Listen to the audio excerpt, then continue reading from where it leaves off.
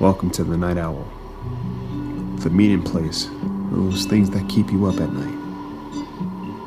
Content may contain graphic language and disturbing scenarios that I can assure you are not for the faint of heart, so listeners' discretion is advised. I'm your host, Isaiah, and if you're still with me, well, maybe you should lock your doors, check those windows, turn out the lights, and get as comfortable as you can. You won't be sleeping tonight. You've been warned.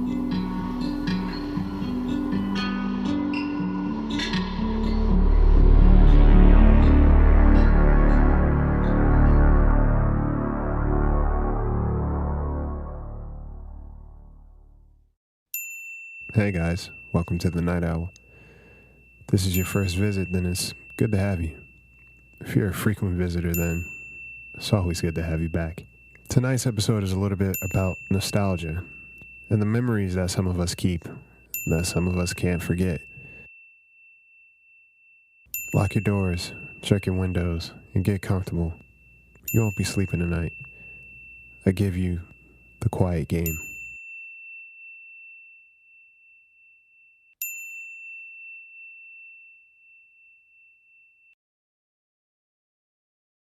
I was a competitive little shit growing up. In my older years, I've grown soft, probably for my own good. My sister and I made a game out of damn near anything. Who could count the most clouds without blinking? Who could name the movie that a certain quote was from? Who could hold their breath until the brink of passing out? Yeah, my parents never sought out professional help for us, but it kept us occupied. And these things kept us quiet. Sometimes that was a bad thing, but most of the time just quiet enough to give my parents some peace. Bless their hearts. So every summer we went on a little road trip. Our destination changed every year, but it was always a spot my folks journeyed to when they were dating. You know, before they had us to stress them out. I was about 5, and my sister, she was about 10. And growing up with an older sibling, I guess, made me a little bit more with it than most kids my age. I admit I could be a lot of work at times, but blame it on my sister. I was her apprentice, and she made sure to tailor me to her liking. And yes, she forced me to play dress up, but that's besides the point. This particular summer, it looked like we were going on a trip further than usual. Hey guys, we're going camping, my dad said. But to our favorite piece of the world, my mom followed up. We were in California, and this place was in Washington. It sounded far, really far, but I didn't have much of a choice. We packed up the car, and we all piled in. It was a decent-sized minivan, so even though we had a lot of stuff, there was still room.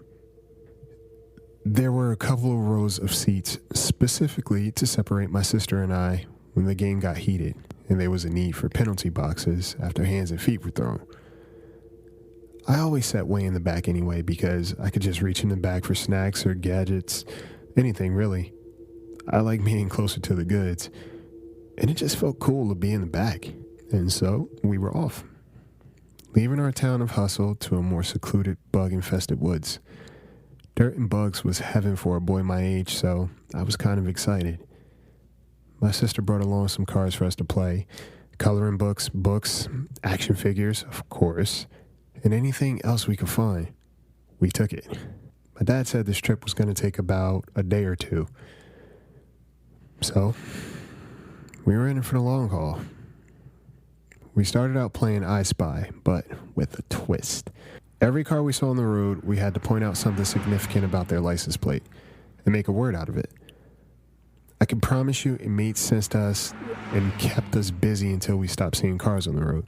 And then we moved to another game. Pictionary, but blindfolded. The person had to draw blindfolded and the other had to guess what was trying to be drawn. This one we got kind of good at in a weird way. And honestly, my sister and I, we were close. She had an obsession with basketball and sports. I obsessed about animals, so it was usually clear what we were both drawing.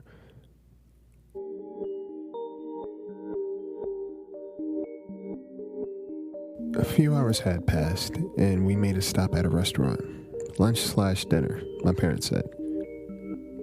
I remember the town being desolate. Not ran down, just quiet. Really quiet. From what I can remember, we were maybe one of like 2 groups of people in this restaurant. It was this old diner, actually. So we went in, sat down, and we waited. Our waiter, she was nice. Not old to my surprise, so of course I was skeptical. I mean, what diner doesn't have an old lady chewing gum, smeared lipstick, and pinching my cheeks? My parents took a load off, and my sister and I unloaded on each other at the table. Started with the kicking. Then we graduated to throwing things at one another because one person cheated more than the other did, and it wasn't fair. My parents were exhausted and couldn't take it, and we were loud. By that point, the other guy that was in the diner had left, so our voices and antics carried throughout the peaceful establishment easily. That's it. From this moment on, we were going to play the quiet game. My mom was stern when she needed to be. I want to see who can be quieter the longest. What did we win? I'm not telling. Well, challenge fucking accepted. That's all I needed to hear, really. There was a prize involved, and my 5-year-old mind was hopped up on juice, imagination, and optimism. I had no idea what I'd win, but I knew it'd be mine. Simple. So, time passed. Our bellies were full. The waiter returned with our check. Polite, but I got the feeling she hated us. We're sorry for the chaos, my parents said. Oh, no worries. We don't get too many people in here. Just the occasional passerbys like yourself and the sporadic drifter. A little more small talk and we were out.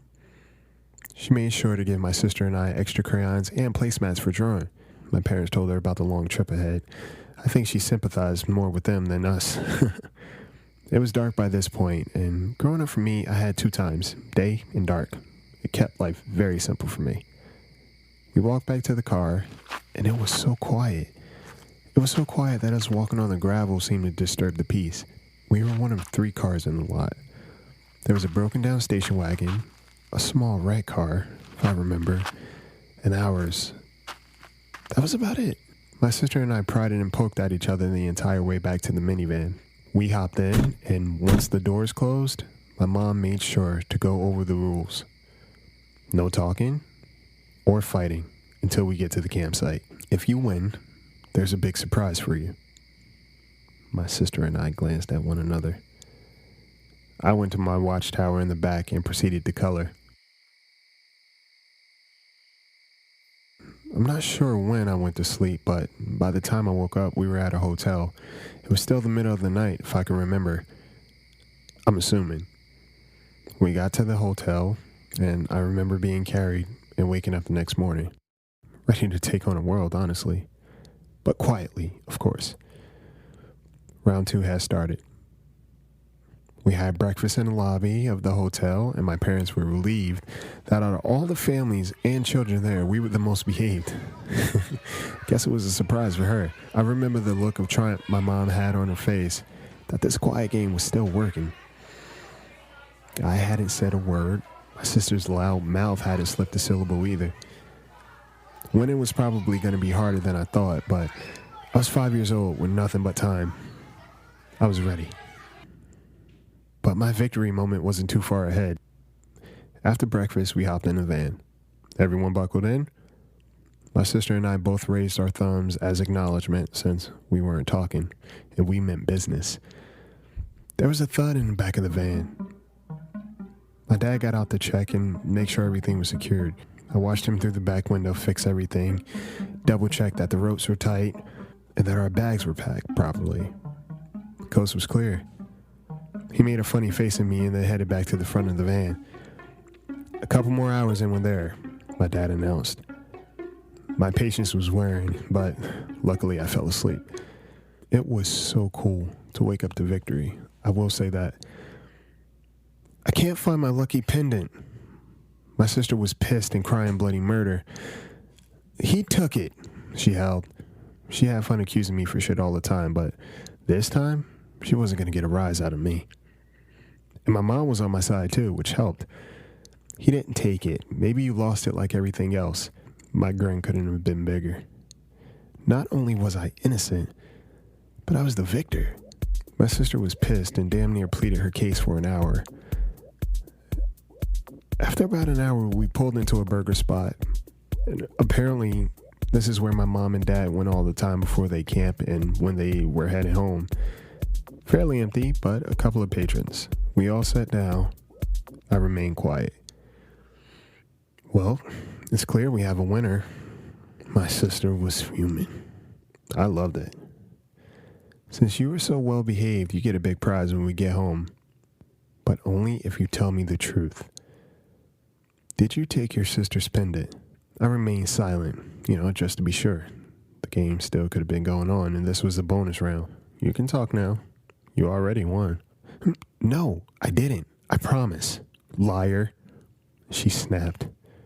Nope, I didn't take anything. All right, well, we will look for it later. For now, let's just eat and have a nice, quiet meal. The meal was actually pretty quiet. We sat there for a while. Patrons came and went. And at one point, it was just us and one other. Hey, isn't that the same guy we saw at the last restaurant? My mom nudged my dad. He was playing too, I said. What? My parents laughed at first. He was playing the quiet game too.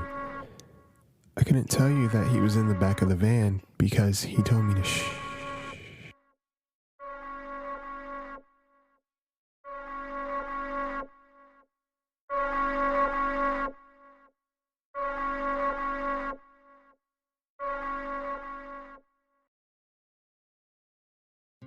So there you have it.